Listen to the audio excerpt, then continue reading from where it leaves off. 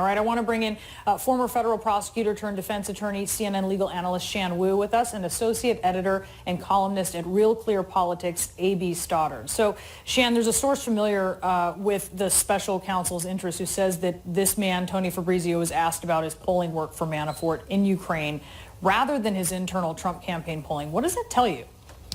It tells us, again, that Mueller's investigation is a little bit ahead of what we know that they know. And they know, we don't know what they know.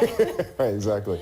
So looking at the polling means that you can infer at that point they were already curious and suspicious about what kind of internal information might have been going out and what Manafort might have been trying to get out at that point, or at least the campaign. And this whole issue with the polling data is just so curious because one can't imagine any legitimate reasons why a foreign entity would want any kind of polling data.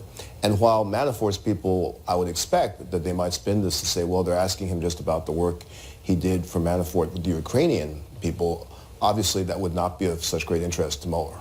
What do you think, A.B.?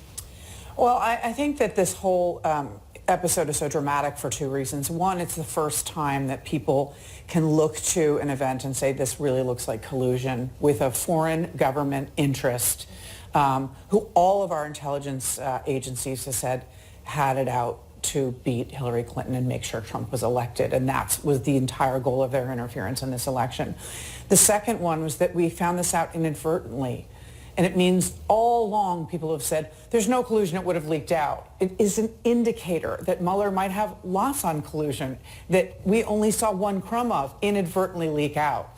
And so as Shan points out, and Sarah, I mean, there are so many witnesses that we don't know about. There's so much testimony that we don't know about. Now that the House is in control by Democrats, in their investigations, they intend, the Intelligence Committee intends to turn over a bunch of transcripts that the Republicans refused to turn over to Mueller. What if he then finds that witnesses have lied to Congress, and what if he can flip them and make this an even longer investigation? I don't think we know what he has, and I don't think that we know that this is about to conclude either. And the question that people keep wondering, did the president know about this? He was asked about the polling share by Manafort, Shan. He said he didn't know about it.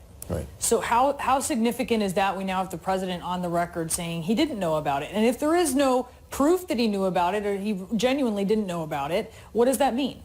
Well, President Trump's being on the record is a real term of art, unless he's actually under oath. So I think any statements he makes in public, I don't think he would ever feel like he's wedded to those statements. You don't take to the bank. I also think we need to remember there's another very important witness in this that is still cooperating, who would have known about a lot of this polling information, and that's Rick Gates, right, who was your former client and was Paul Manafort's right-hand man. This is someone who is cooperating with Mueller's team, is cooperating in ongoing investigations. So, you know, President Trump can obviously, you know, deny it publicly, but if there was certainly if there was any kind of document trail that shows that Trump knew about this during the campaign, you can bet that Mueller's team has that, and you can bet that Rick Gates is talking about it. A.B., when the president was asked whether this report, let's call it the Mueller report, it was the Starr report with Bill Clinton, right, if it should be public.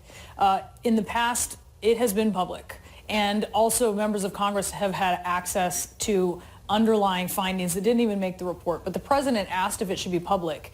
He won't say.